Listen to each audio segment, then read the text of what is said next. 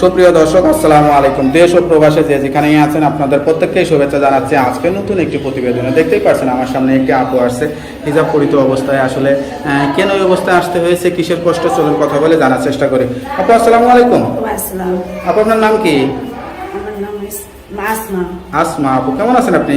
আছি ভাই, কোনো মতন আছে। কোনো মতো আছেন? পরিবারে কে কে আছে? পরিবারে আমার মা আছে, আমি আছি, ছোট একটা ভাই আছে। বাবা নাই? বাবা নেই। আপনি কি বড়? হ্যাঁ, আমি লেখাপড়া করেন? লেখাপড়া আর কি চলার মতন ওরম পারি নাই। চলার মতো করছেন, বেশি করতে পারেন নাই? করতে পারিনি, টাকার জন্য বাবা মারা গেছে। মা মানুষের বাড়িতে কাজ করতো, এখন মাটা অসুস্থ, এখন সেই বাড়িতে এখন আমি কাজ করে খাওয়াই। তো ভিডিওর সামনে কে আসতে বলছে? আচ্ছা আচ্ছা। তো এই ভিডিওটা তো বিভিন্ন মানুষ, বিভিন্ন রকমের মানুষ দেখবে, বিভিন্ন কথা বলবে, সেগুলো কি আপনার কাছে ভালো লাগবে? কি মনে না হয়? ভাই, ওগুলা তো ভালো লাগবেই না। যদি যে ভালো লোক হইতে পারে, সব ভাইয়া তো আর খারাপ হইতে পারে না। ওখানে ভিতর তো ভাইয়ারা ভালো হইতে পারে। আমি তাদের বিষয়ে কথা বলতেছি যে যেমনই হোক না কেন, আমার তো কোনো সমস্যা নেই। আমার যদি পাঁচে তো নামাজ পড়ার তফিতে আমার মাটারে নিয়ে আমি অনেক কষ্ট করে আছি, যে তোমার দায়িত্ব নিতে স্যার, আমার পাশে যে থাকতে স্যার, ওরকম আমি একটা মানুষ খোঁজার জন্য এখানে আছি। ধরো আমার বাবা তো নেই, এখন আমি পরের বাড়িতে কাজ করে খাই, শেষ তোমার দায়িত্ব নেই, শেষ তোমার পাশে দাঁড়ায়।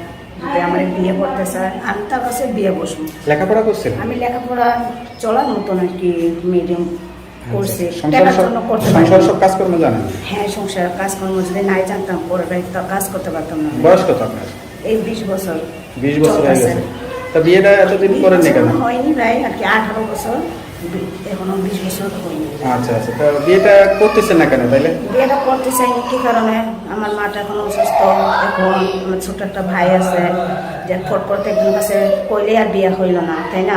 আমার যে মনের মতন, যার কাছে আমি থাকবো, যার কাছে সারা জীবন সংসার করবো, আমার যদি মনের মতো না হয়, ফট করে আজকে বিয়ে করলাম, কালকে আবার যদি ডিভোর্স দিয়ে দেয়, সে ওনার কলঙ্ক বেশি হইব না? সে তোমার পাশে না দাঁড়া।